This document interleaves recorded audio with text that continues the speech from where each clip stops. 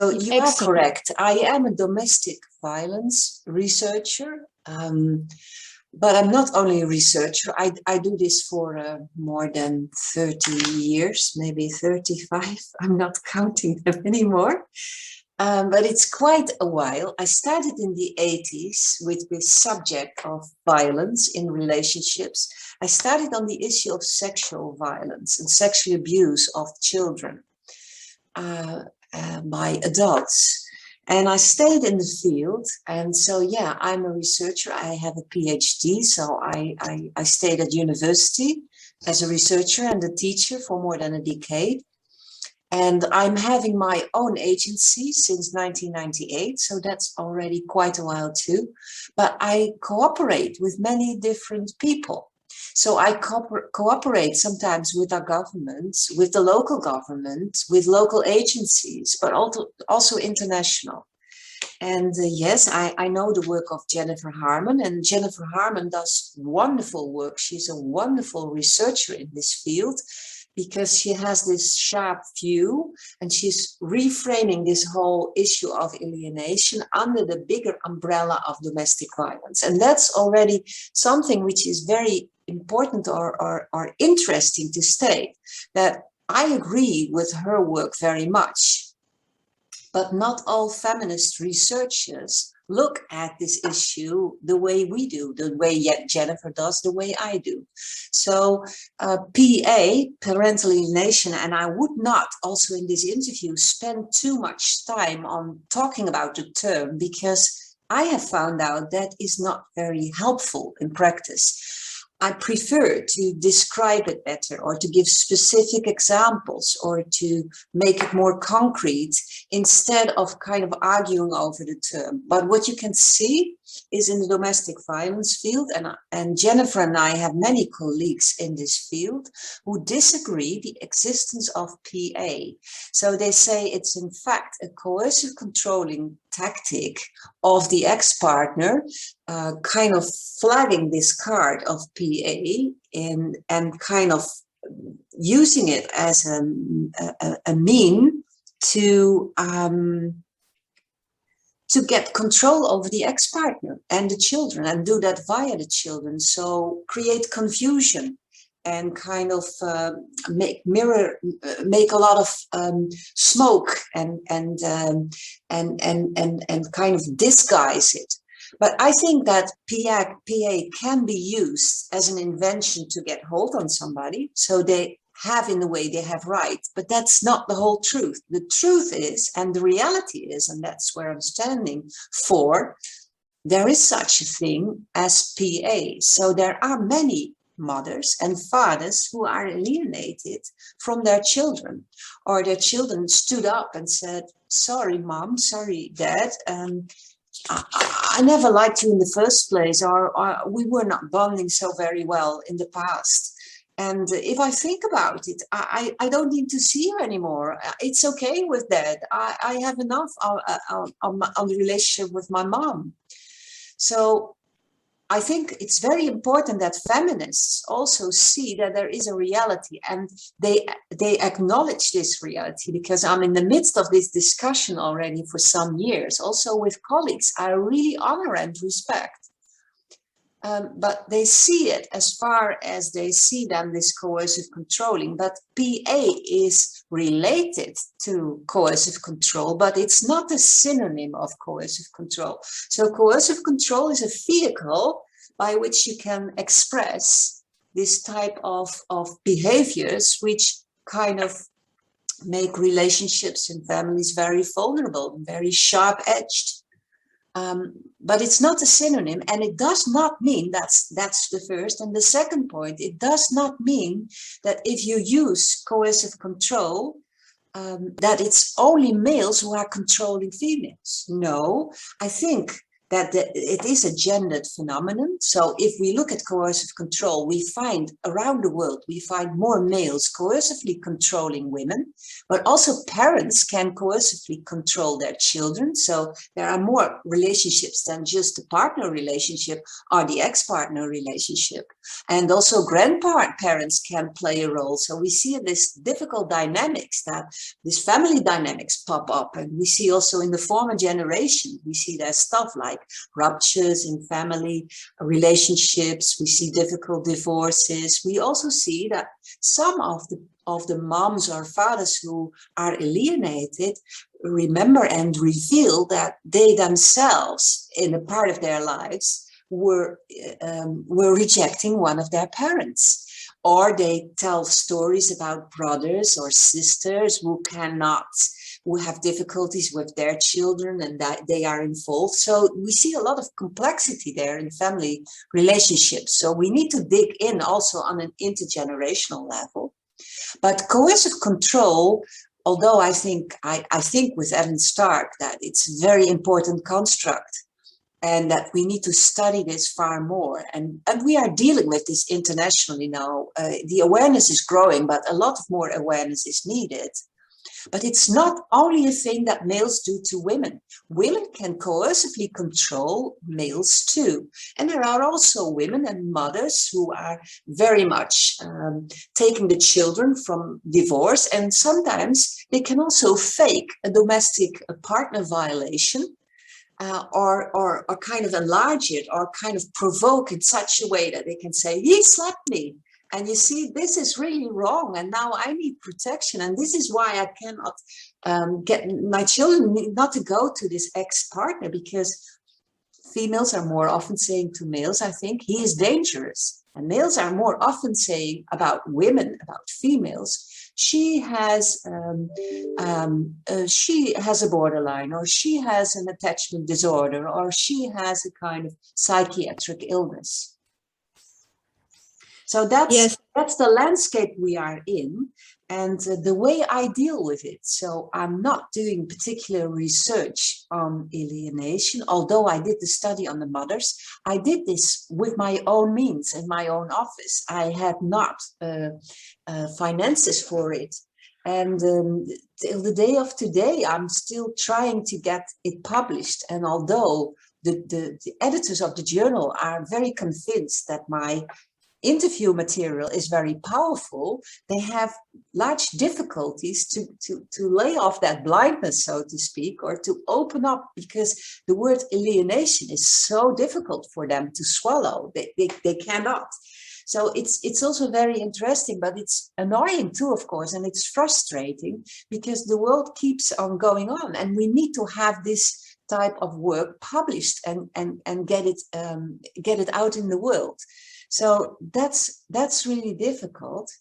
I also coach parents, so that's another way, Jasmina, that you, I think, were a participant in the Zagreb conference. And I started with this one mom who was also present for a while, and it was a very empowering situation for her. She really felt empowered to speak. She had prepared it beautifully, and there was just a moment, but it was her moment, and she took her moment. And so that's another thing. You can coach parents who are rejected, mothers and fathers I coach nowadays, who you can help to kind of create a position which seems to be impossible because you don't see your children, or your children are very angry with you, or they don't want to see you. So you feel so stuck. And it's very interesting to look closer at the way you are stuck and how you can move in this very slight and little spaces and turn things around. Because what the Woodalls, Karen and Nick Woodall, are saying, I keep that model too.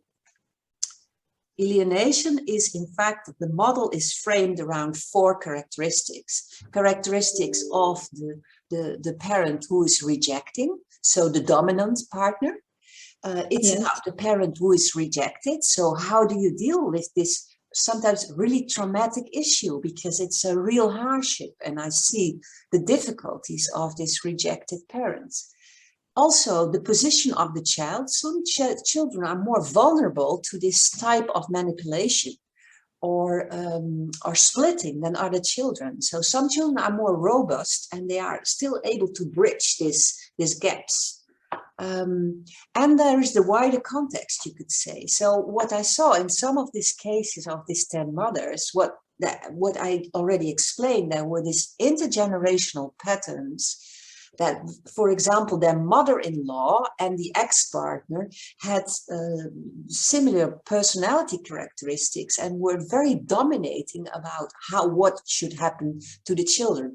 Or today, I just was preparing a masterclass, and we have some cases, and I was reading about a case where a couple coming from one country to another, so they start to come in the Netherlands. They do not have a network here. They have already a longer relationship, and the baby, who's a little bit older than 1 year, and she is very afraid of him, and she wants to leave, and he says that she can leave, but she can leave if she wants. She can step out of the relationship, but there's no way that she can take the baby.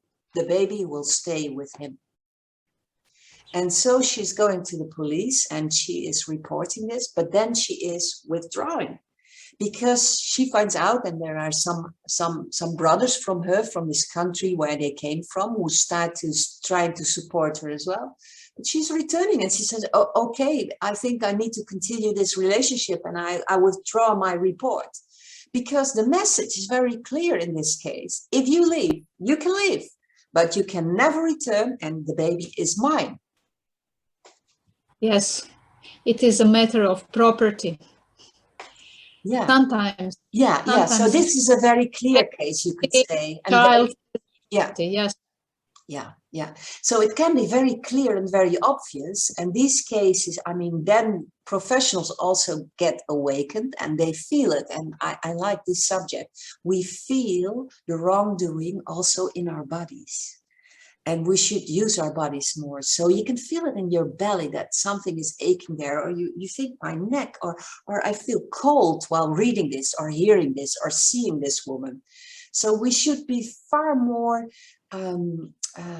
able to see all these little signals and to get that more together, because professionals, they experience these things, but they are not very good in articulating them. So the moment they start to give these words, the case is really sometimes out of hand, or things have happened there. And I call that the carousel, that the whole family has been into this carousel of help, which doesn't help a lot.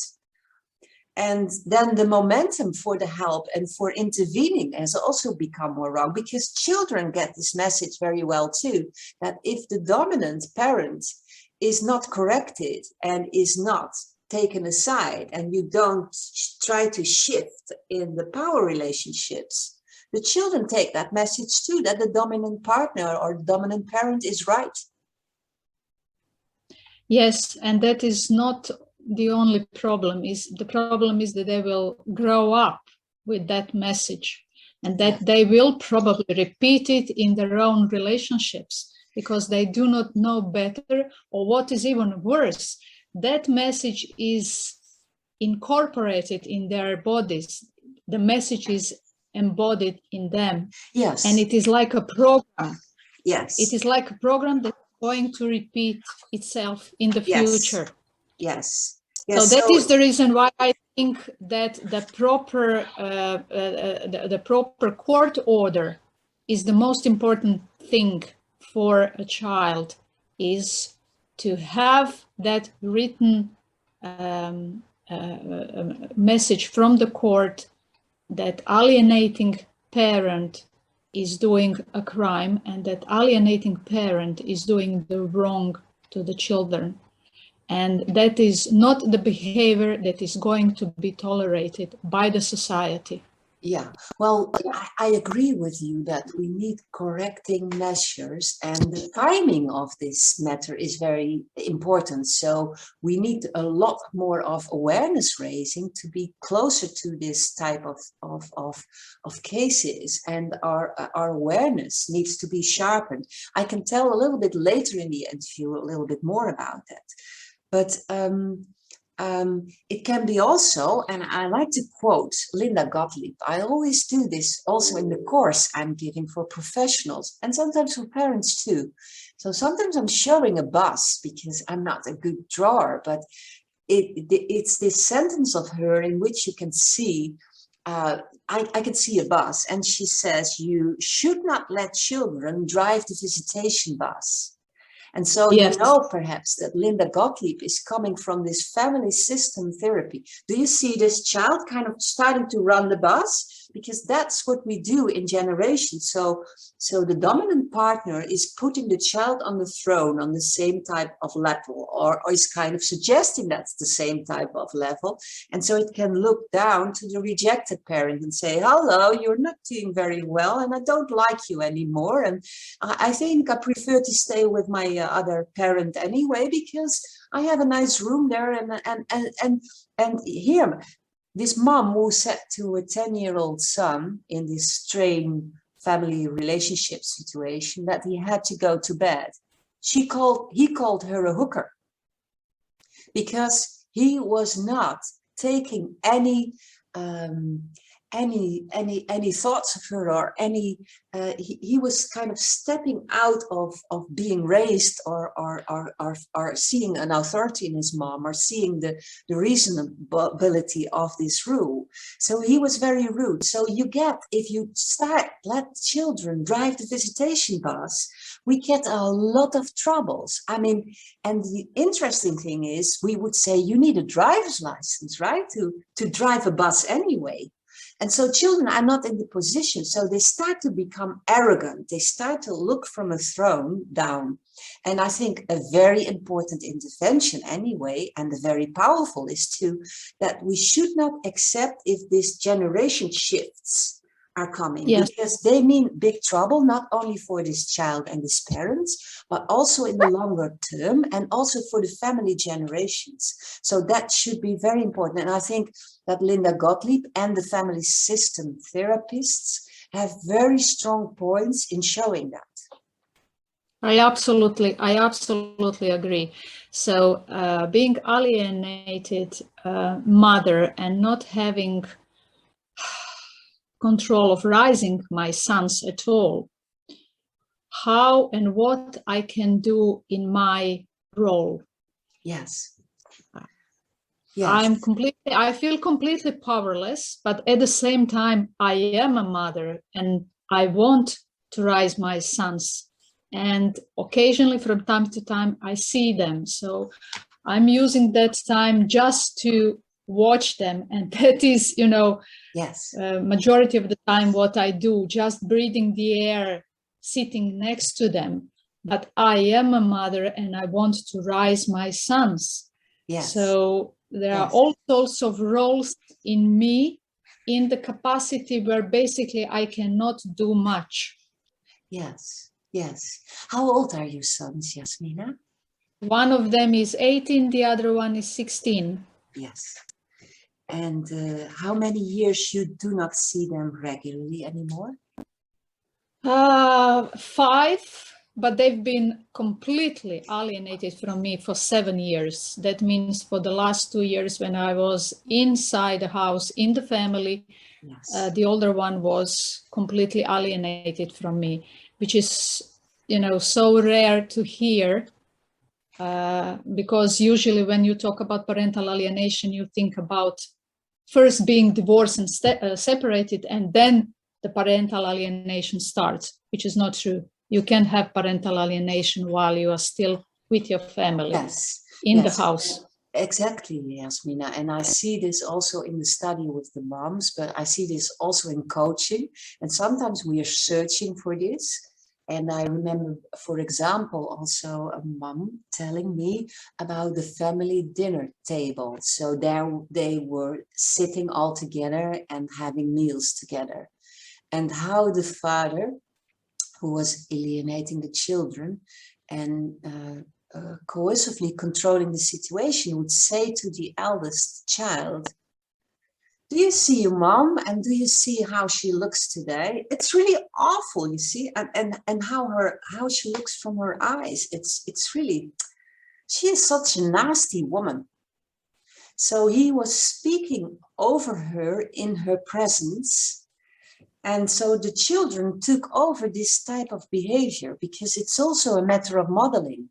And so they started also to laugh about their mom and to mock their mom while their mom was present. And Yes. one of the younger children was too young to realize exactly what was going on. And she was, in a certain phase, less alienated because she was less affected.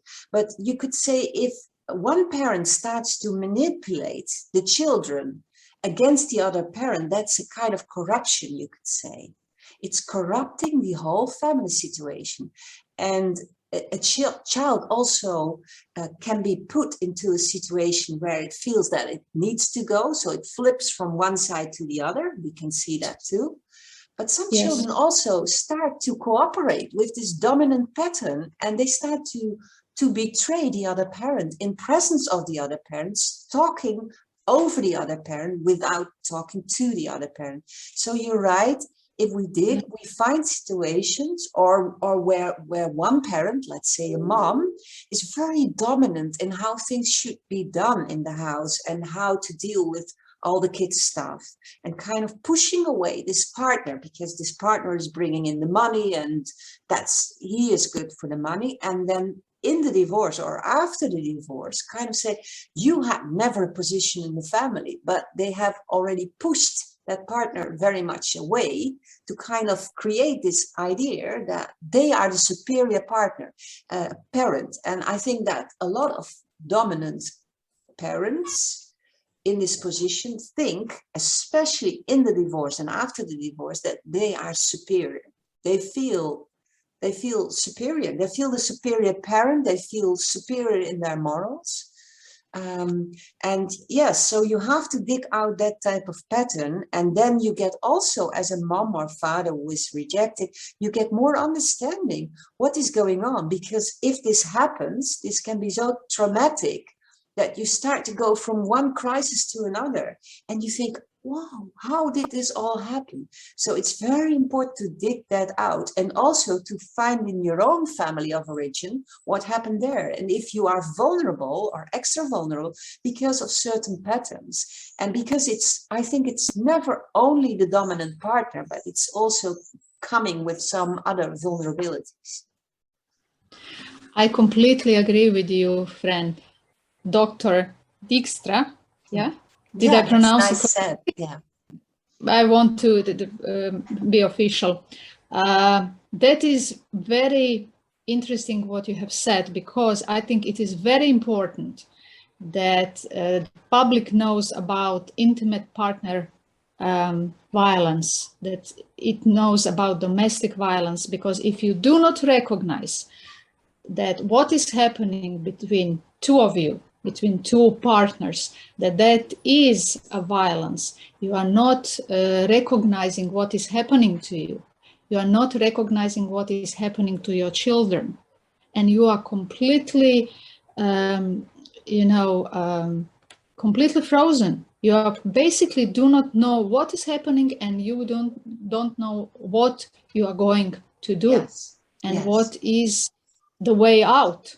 Yes. So, so I was completely had once unaware a professional saying, I had once a professional saying that if it's a match, Yasmina, it's a football match. It's 6-0, and you have 0 and they have 6, and you have no clue what happened that this is the situation. So you have to dig in there to see what happened there, to find a way of counterbalancing it.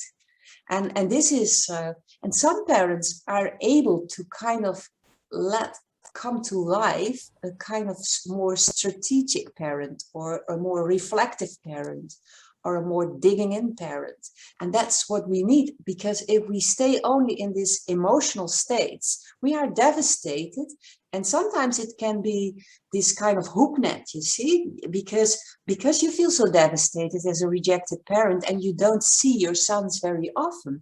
That's a very hard task, to kind of tune in where they are right now. And children can be very critical about that if you but you don't see them on a daily basis or a weekly basis. So it's very difficult. And so sometimes rejected parents get more and more out.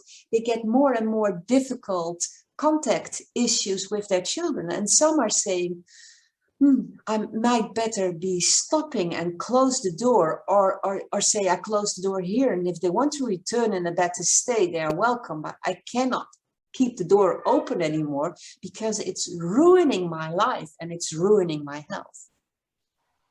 That is completely true. You are feeling like on a roller coaster. There are times when you have the energy, when you have focus and clearness what to do and how to do it. And there are times when you are completely overwhelmed by the pain and you simply cannot do it. You simply have to withdraw in a safe place and be on your own. And that is something what experts do not understand, is that, you know, it comes in waves. It simply comes in waves. You simply have to withdraw and be completely by yourself in order to survive and in order to come back again. Because we never give up. I'm on majority of the blogs around the world, and we never give up. We are going back and forth constantly, and you know, there are people who are grandparents now, who are there in their 70s and 80s, and who are still searching for their children. And of course, they did not meet their grandchildren at all. So a question of coercive control and power in a relationship is what I would say, when it comes to the parental alienation, the word to understand parental alienation. Because if you see parental alienation only from the angle of child abuse, then you are missing the bigger picture, and actually the picture about the parental alienation. Because children in the parental alienation are only ammunition. They are actually arms taken against the other parent. And what alienating parent is doing is actually he or she is expressing his power over the other parent. And that is something which most of us, especially at the beginning, did not understand at all. Or, you know, even during the whole process, we did not understand at all, because we were so much focused on our children to save them from something that's happening. Because at the beginning, I thought that there was an alien entered into my children. That badly they behaved. They simply were not my children. These days, I completely understand what is happening behind the scene and who is pulling the strings. And then when you have that knowledge, and that is important, friend, why I'm actually having this interview with you, is to understand the dynamics, the psychodynamics of a relationship of two grown-ups, which is going through the children. And once you understand that, you can balance yourself in yourself to understand actually how to approach your children when they're acting badly. And that is actually the message. What I would say to my alienated parents is that our children cannot act in any other way, because they are put in such a horrible position that they need and have to survive. And every time I see them, I love them even more, and with a special kind of love now these days, seeing them in what horrible situation they are.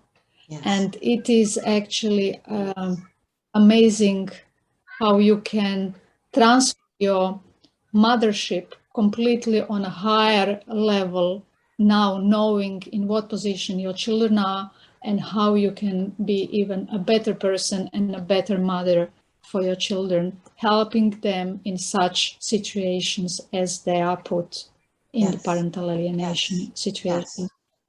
Yes, yes. So you also express, I like the behind the scenes. So there is a theater in the front, but behind the scenes, there is something else going on. So that's what professionals really need to be taught about, not just take for granted what you see on the screen or on the play in the front, but be very attentive. So I always say, where are the eyes going? Who's speaking first? And you see, if you are in control, so if you are the controlling parent and things are going okay, you can be quite relaxed and you can also be quite charming because you are really lovely in control. So what is there to worry about? And then we see rejected parents and they can be confused, they can be angry, they feel traumatized in times. So it's very difficult, this route you are describing, to kind of to travel from there to getting compassion for your children and to see that they are framed as well as you are framed too, but in all different positions. And what I often say about, there are children in my background, maybe you hear it, they are playing in the garden here behind my office. It's Friday afternoon, right? But you can say from parents who are dominant that they use, and we were talking about technique, they use a remote control. So once you have this manipulation going and it goes well, you can relax and the other starts to worry and is very busy and kind of dealing with all this damage, you see, coming from all sides and where to focus on. It's really very hard. So this remote control, and we see that even if the children are not with the dominant partner, they are still expressing the views of the dominant partner. So that has become their new reality. It's their new clothement, you could say, their new clothes. So they feel like this is reality. But besides the remote control, which is definitely there, you can put, if you can find, and every parent can, and also parents who are rejected, you know your son so very well that nobody could just, who's seeing your son more often, could feel, could describe, could give the love like you are doing, because that's coming from very deep. And so there is something like remote care. Although you don't see them every day, I'm sure that your thoughts and your love, and it's jumping all the time over. So you don't see them, but you feed them. And in little moments, like you were describing, you were seeing them and breathing the same air. You are sitting next to them. And I think that you can already see in the way they turn their bodies, how they are feeling or what should be needed. Yes, absolutely, Fran. That is what I write about at my other webpage and blog called Parental Alienation Healing. Actually, how we can reconnect with our children through thoughts and through what we feel inside and how we heal inside. Because my major obstacle was that I was not physically with my children. So I was trying to find the answer or the way in other way. And that is how I actually think that I can reconnect and rebond with my children. And rebonding is the essential word, because you have their bodies next to you, but if you do not rebond with your children, you have nothing. So basically cleaning your thoughts and healing your thoughts, you are beaming out special kind of energy towards them and changing yourself from inside. You are connecting with them and you are putting them on higher energetic level where you can reconnect and rebond with them. And that is not, you cannot see that with your eyes. That is in the domain of invisible. And it is so beautiful because that's what I've been doing for the last year and a half, and our relationship is changing just through me, because that is happening through me. And when I wanted to talk to you what parents can do. Sorry, Yasmina, for just their a children. moment. Sorry, Yasmina, just a moment. I'll close my door because some of the children have really loud plays, so we don't right. hear that background sound too much.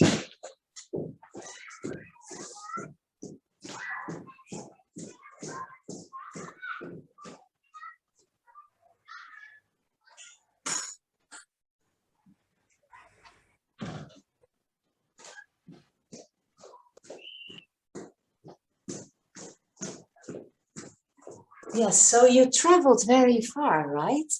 And metaphorically speaking, in how Yes. to Yes. act with your children or how to be with your children. Yes, that is true, and that is, you know, what I wanted to find the answer to that domestic violence and how I can change the things when everything seems impossible. There is no such Yes. thing as impossible, as simple as that. And coercive control is something that you react to. You react to coercive control of your ex-partner. And the point is whether you want to react or whether you want to remove yourself from Yes. the other partner and Yes. think about why you are reacting in such a way. Yes. Yes. And then heal that inside so you do not react anymore. And that is the point where he or she cannot control you anymore. Yes, exactly. So that's the point where he or she cannot control children anymore. Yes. Because you are not reacting to your children anymore. Yes. So if you look at definitions of coercive control and the impact, then it's saying, like the researcher in England, Andy Myhill, it's diminishing space for action. So literally your space to move, to feel free, to act, to say what you want, to express yourself is limited. And you are totally correct. So what I said about what mothers and fathers who are rejected can do because of this loving bond they have with their children, love can be also corrupted. So intimate knowledge can be used towards you to know what makes you tick and how I get you really upset, or how I get you angry, or how I get you chaotic, or how you panic. And you play on it. And this is why sometimes women or also men take medicine, because they thought that they had a disorder, that they were chaotic, but they were made chaotic. So you get their fake disorders sometimes. Or it can be also used to say, look at her or look at him. He is an abusive father. She is a neglecting mother. You see, she did never things for the kids. Or, and women are doing this more often, I think, to men, they say, this man is really dangerous. He should be put out after the divorce of having contact with the children, because they are afraid to see him, and we cannot have that. We don't want it.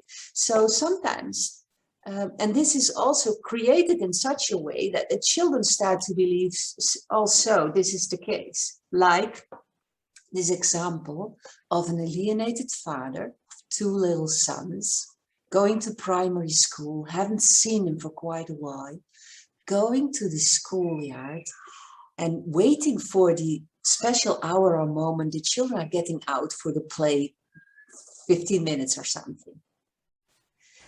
Because he really wanted to see his 2 little sons. And then one friend of the sons was seeing that the father was there at somewhere at the edge, and he said, let's run, because you know there is your father and your mother is sad and it's very dangerous. We should go inside the school. Oh no. So there was a lot of panic. And then the director of the school came out and he said, sir, what are you doing? This is really wrong, you know. And the father said, but I'm just missing my kids so much. I just wanted to see them. And you see this example, so we can also see that coercive control and the way it's put, it's always working through third parties. This can be the school director, this can be the peers of the sons, this can be the school doctor, it can be the nurse around, it can be the football playground, it can be the school mentor. So everybody's influenced, because this is what makes coercive control really strong and makes the one who is rejected so busy, because it's like a net. It starts to be everywhere. It starts to, by controlling and charming that environment and also making a lot of suspicious remarks, making your life really hard. And it's a reality where children step into. And these little sons believed at that time, we don't know yet if we should interview them in 10 years, if this would be possible, what exactly is going through their minds. But I think that they have also faced that they really think that their father is dangerous, but they also love their father, because I saw also drawings they made of him. So they are maybe also saying, I cannot be with you, but there's a part of me still thinking about you and missing you very much.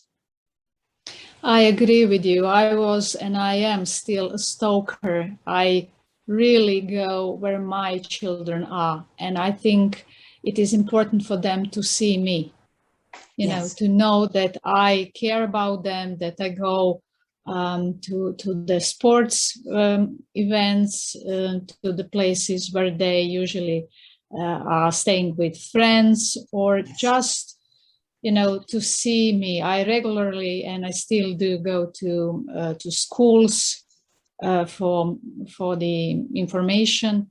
And you said, yes, there is whole net of other people who will go against you, because that is how it is in this parental alienation arena. There is the whole army of flying monkeys who will do the dirty job for the alienating parent. But what I think it is important to understand, that those people are actually not against you. That is nothing personal. It is that they've just been psychologically seduced by the charm of alienating parent. So what the alienating not to resent them. Yes. What the alienating parent is doing with the parent who is rejected, so using intimate knowledge, is also done by third parties. So we all have weak spots. We all have moments where we start to feel flattered. So I once asked this woman in the focus group that were females who had all one child, still a young child. They started to step out of their marriage or their relationship when the child was very young. They had really difficult lives and they felt so unprotected by all the services because they didn't see what they were going through. So they had a lot of court cases or a lot of complaints. They were controlled, let's say, by the child care, that their grandparents were not allowed to take the child. So they had difficulties in the work care balance.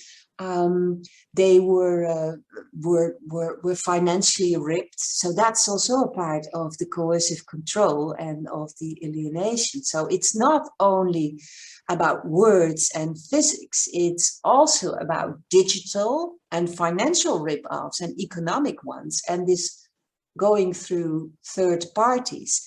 But this third party thing, I said, what would your ex-partner say to me in trying to flatter me? She said, this person would say, well, I could see, Dijkstra, you are really a scholar. You have really learned quite a lot and you have quite some books and library around you. So you must be really an expert, right?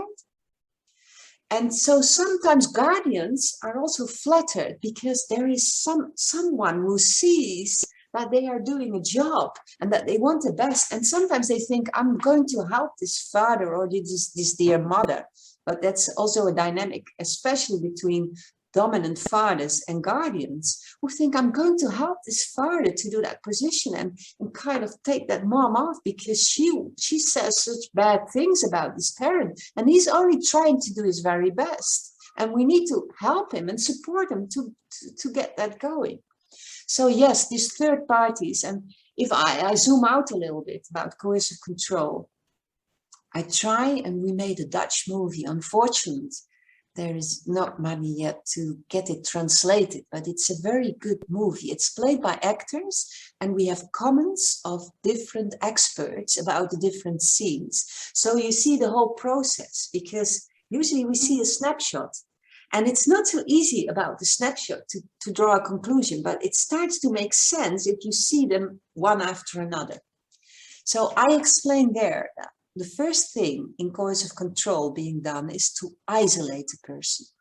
So if I have you in front of a whole group of people, let's say on a conference, it's very difficult to influence you personally. But if I have you on your own, I can kind of feel, and I can kind of feel what makes you tick. So if I can isolate you, I can manipulate you better and also control you better. Once I get that going, then I really have the mechanic going, and then I use third parties to extend that. So the neighbors are starting to say, well, Jasmina is really, really strange with her sons, right? Or she's crying sometimes, and it's really weird. And yes, her ex-husband or husband has told, yeah, she's so upset recently, and she's really, it's like her illnesses is coming up. I think she's not taking her medicine anyway. She really should go to a caretaker to find out what's wrong with her. So this framing with third parties, that makes it so difficult. And you're right, usually what you call flying monkeys, they might have good intentions, but they do not see the bigger picture, and they have a lack of awareness, and that lack of awareness is used to make them bond with the dominant parent. That is true. That is absolutely true.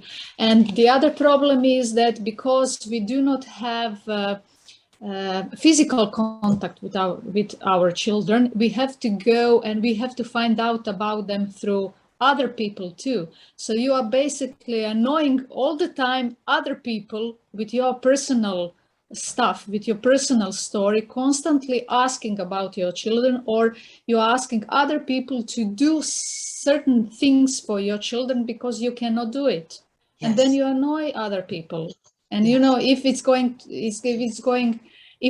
that is happening for the last 6 months, then it is all right. But if it's happening for the last 5 years, those people have enough. You know, it's enough. Yes. And that is actually how you are trying to find your way towards your children. In whatever can help you as a target parent, as an alienated parent, you will do. And you will employ other people to help you. Yes. And it is very emotionally, it is very demanding situation, because you have to play so nicely with the whole world around you, trying to find your way in towards your children.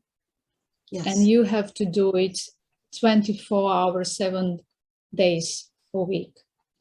And that is how our life is. But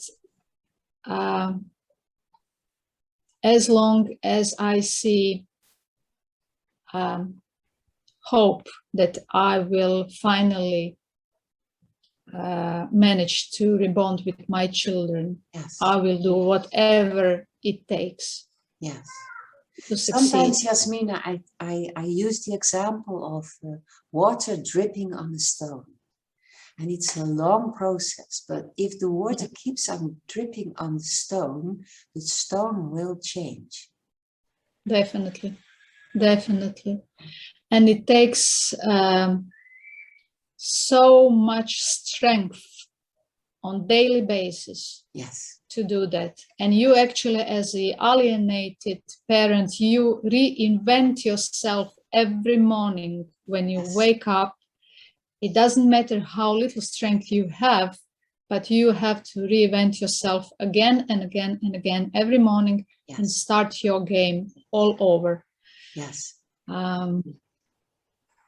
That's how it is at the moment. And I want to pay respect to every single alienated parent for doing it. And I want to pay respect to every single expert like you, Fran, to standing next to us. Because we are alone and we feel alone. Yes. And having you on our side, you and every other parental alienation expert, is wind in our sails, because we do not feel abandoned anymore. And being on the conference in London, Parental Alienation Conference in London 2018, and now in Zagreb 2020, was a blessing from the sky. Seeing you all talking about parental alienation, fighting for us, doing whatever you can to support us. It is an amazing thing. I am, and I was an adult child. What happened to me happened to my father as well 40 years ago. Wow. So I know what it means, what it meant then, how it was to be alienated parent. And it's completely different situation now to be an alienated parent. Having you experts now with us. My father didn't have experts then. So he still does not believe that it is possible to win children back. I believe it is possible, and I will win them back. That's great. Your words are really moving me, Jasmina, because they come from so deep, and it's very special, of course. I have not looked up your sites yet, but you are, of course, very engaged in what you're doing, and you try to contribute to and to change something about the world and to bring more awareness, but also, I think, to make your experiences more meaningful and helpful to others, right? I would say so. My blog in Croatian, Life with Alienated Children, it's an educational website, but also blog is emotional, because I write stories how it is to be an alienated mother. So people can feel the stories and can feel how it is to be in my shoes, in the shoes of an alienated mother. Because if you are an alienated father, that is one picture. But if you are an alienated mother, people really think that you must be a very, very horrible person to be alienated from your children. And I want to change that perspective in the eyes of the Croatian public. And again, I repeat, parental alienation is gender neutral. Both mothers and fathers are equal victims of such dreadful drama and tragedy. But I am a mother, and I'm writing the blog from my side, being a mother and being a woman. I just read 2 days ago the beautiful book, A Kidnapped Mind by Pamela Richardson. And I put it on my post, asking the audience to read the book in order to understand how it is to be in the shoes of an alienated mother, but more to see how damaging parental alienation is for a child and how child is psychologically changing himself or herself, and how dreadful that is. And seeing, being a mother and seeing how my children were psychologically changing in front of me was the most difficult thing in my life. Yes. Yes. I don't want that the thing happens to anybody else in the world. Mm-hmm. Yes. That is the most horrible thing that I've seen in my life. Yes. Yes. And now they are completely shut down. And that is the consequence. Yes. Someone who is 16 and who is shut down. Yeah. So, friend, thank you very much for all the work that you do for us. I'm really honored to have you here and to talk to you and to know that you have your agency and that you have your research, which you show to the world and which is an evidence what is happening in parental alienation situations. And that is a narrow picture, which is child abuse, and wider picture, which is partnership abuse. Yes. And as you said, that actually we all should look wider and deeper for the answers in the parental alienation stories. Yes. And that is what I'm asking from the experts, from the practitioners, from the lawyers, from the judges, to look much wider and much deeper in every single parental alienation case. Yes. Because they will find the answer. Yeah, I agree with you very much. This is also why I'm so impressed, for example, of the research of Jennifer Harman and what she's doing in the teaming and together with the students and with other researchers, because she's bringing out this knowledge in a very validated way. I do it more in more qualitative ways. So I'm digging usually more into family histories, but I'm not doing large scale research. But I think also this interview, and thank you for asking me, we are bearing witness that although we could discuss about if it's PA or if it's existent or non-existent, that's not so important. We kind of passed that, and we showed in this conversation it's there. It's something which is real and which is happening to a lot of people. And that they have to make a long journey to understand more what's going on there, because some parents start to become very angry with their children because they do not recognize their own children anymore. And I agree with you, and I feel with you also. I feel compassion for the fact that your children can act in a way that you do not recognize. You look into the eyes of strangers, into the behavior of some horrifying new reality you cannot link to. But it means that they are also positioned. So I call them, they are the agents of terror. So yes, they are put into this tapestry, in this framework as well. But I really believe, Yasmina, that the power, even of remote care, the thoughts, the love you express, maybe you have a photograph of your sons in your room somewhere and you look at them and you say them hi, or you think about what you saw the last time and you can reflect on them in such a way that they feel really acknowledged and seen, because every child loves to be seen. And this is something usually the dominant partner cannot give in this way, because you dig very deep into that loving bond. And I think there is real power in this type of care. Yes, I completely agree.